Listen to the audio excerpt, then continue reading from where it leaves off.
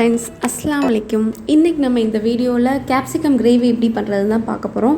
Video ஃபுல்லாக பாருங்கள், மறக்காமல் சப்ஸ்கிரைப் பண்ணிக்கோங்க. அதுக்கு நான் 2 கேப்சிகம் எடுத்து 2ஆக கட் பண்ணிக்கிறேன். அதில் சென்டராக இருக்கிற அந்த ஒயிட் பார்ட்டை மட்டும் நான் இப்போ கட் பண்ணி எடுத்துக்கிறேன். இந்த கேப்சிகமில் நிறையா ஹெல்த் பெனிஃபிட்ஸ் இருக்குது. இது கேன்சர் செல்லை ப்ரிவெண்ட் பண்ணும். டயபெட்டிஸ் பேஷண்ட் அதிகமாக இன்டேக் பண்ணலாம். இதில் விட்டமின் ஏ அண்ட் சி இருக்கிறனால க்ளோயிங் ஸ்கின்னுக்கு ரொம்ப யூஸ்ஃபுல்லாக இருக்கும். இப்போ வெயிட் லாஸ் பண்ணணும்னு நினைக்கிறவங்க இதை அதிகமாக இன்டேக் பண்ணலாம். இந்த மாதிரி நிறைய ஹெல்த் பெனிஃபிட்ஸ்லாம் இருக்குது. இந்த கேப்சிகம்குள்ளே இன்னொரு கேப்சிகம் இருக்குது பாருங்கள். நான் அதையுமே கட் பண்ணி எடுத்துக்கிறேன். கட் பண்ண கேப்சிகமை நம்ம நூடுல்ஸ் மாதிரி ரொம்ப தின் ஸ்லைஸாக கட் பண்ணிக்கிடலாம். பெருசாக கட் பண்ணோம் அப்படின்னா ஒரு சிலர் சாப்பிட மாட்டாங்க. ஸோ தின்னாக ஸ்லைஸாக அப்படி நூடுல்ஸ் மாதிரி கட் பண்ணோம் அப்படின்னா நல்லா வதங்கிடுச்சுன்னா அது தெரியாது. 2 கேப்சிகம்னால் நான் ஒரு ஆனியன், ஒரு டொமேட்டோ எடுத்துக்கிறேன். ஒரு 1 ரூபி காயின் சைஸ் அளவுக்கு புளி ஆட் பண்ணிக்கிறேன்.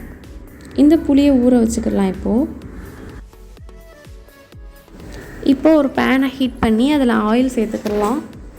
எண்ணெய் சேர்த்ததுக்கப்புறமா நம்ம ஃபஸ்ட்டு தாளிக்கிறதுக்கு தேவையான கருவேப்பிலை ஆட் பண்ணி அது பொரியவும் நம்ம ஆனியன் ஆட் பண்ணிக்கலாம். இந்த ஆனியன் ப்ரௌன் கலரில் வர்ற வரைக்கும் நம்ம பொரிச்சுக்கலாம். அதுக்கப்புறமா நம்ம தக்காளி ஆட் பண்ணிக்கலாம்.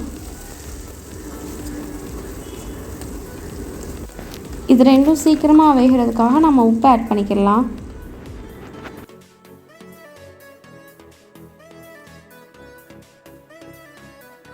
இப்போது இது ரெண்டுமே நல்லா வதங்கிடுச்சு. நம்ம அந்த குடமிளகா கட் பண்ணி வச்சுருந்ததை ஆட் பண்ணிக்கலாம். இது நல்லா மிக்ஸ் பண்ணிக்கிடுவோம். ஏற்கனவே நம்ம ஆட் பண்ண அந்த எண்ணெயிலேயே இதை நான் கொஞ்சம் வேக வைக்கிறேன். இந்த கேப்சிகம் வேகிறதுக்கு தேவையான அளவு நம்ம உப்பை ஆட் பண்ணிவிட்டு இதை நம்ம மூடி வச்சு கொஞ்சம் நேரம் வேக வைக்கலாம்.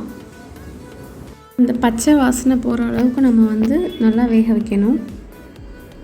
ஸோ நம்ம அதை மூடி வேக வைக்கலாம்.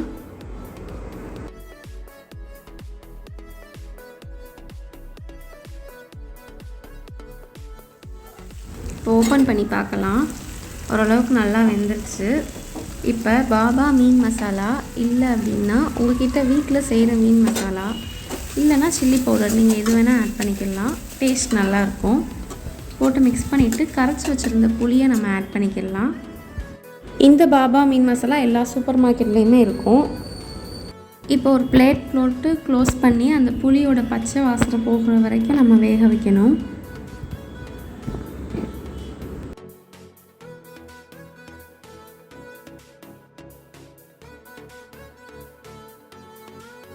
இப்போ வெந்துருச்சா அப்படின்னு சொல்லி ஒன் டைம் நம்ம செக் பண்ணிக்கலாம். செக் பண்ணிவிட்டு ஸ்டவ் ஆஃப் பண்ணிக்கலாம். நல்லாவே வெந்துருச்சு. ஒரு பிளேட்டில் ட்ரான்ஸ்ஃபர் பண்ணிக்கிறேன்.